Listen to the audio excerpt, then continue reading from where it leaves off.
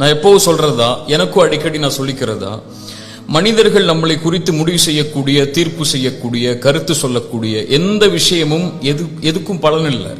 நம் மனிதர்கள் செய்யக்கூடிய, சொல்லக்கூடிய விஷயத்தை கொண்டு மட்டும் நம்முடைய வாழ்க்கையை முடிவு செஞ்சு கொண்டே இருந்தோம்னா, அதை குறித்து மட்டுமே கவலை கொண்டு இருந்தோம்னா, நம்ம வாழ்க்கையை கடைசியில் திரும்பி பார்த்தா நமக்கான வாழ்க்கைன்னு எதுவுமே இருக்காது.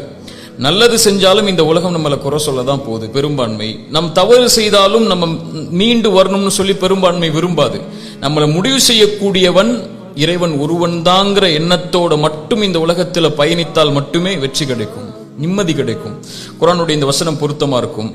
இன்னஹு மயத்தகி வயஸ்பிர் ஃபஇன்னல்லாஹ லா யுதீஉ அஜ்ரல் முஹ்சினீன். யார் இறையச்சத்தோடு பொறுமையை கடைபிடிக்கிறார்களோ, தக்குவா சபூர், மக்கள் விமர்சிக்கக்கூடிய, மக்கள் கருதக்கூடிய, மக்கள் எண்ணக்கூடிய, மக்கள் கருத்து சொல்லக்கூடிய எல்லா விஷயத்திலையும் தக்குவா சபூர் என்கிட்ட இருக்குன்னா, ஃபஇன்னல்லாஹ லா யுதீஉ அஜ்ரல் முஹ்சினீன். நல்லா கவனிங்க, அந்த நல்லவர்கள் செய்யக்கூடிய எந்த நல்லறங்களுடைய விஷயத்தையும் இறைவன் வீணாக்குவதில்லை, இந்த உலகத்திலும் மறுமையிலும்.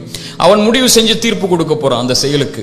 நல்லது செய்யறோம் நினைச்சு இறையச்சத்தோடையும் இறை பயத்தோடையும் பொறுமையோடையும் பயணித்தால் போதும். மக்களுடைய கருத்தை மறந்து இறை கருத்தை மட்டும் கவனத்தில் கொண்டு இந்த உலகத்தில் எதிலையும் வெற்றி பெற்றலாம்.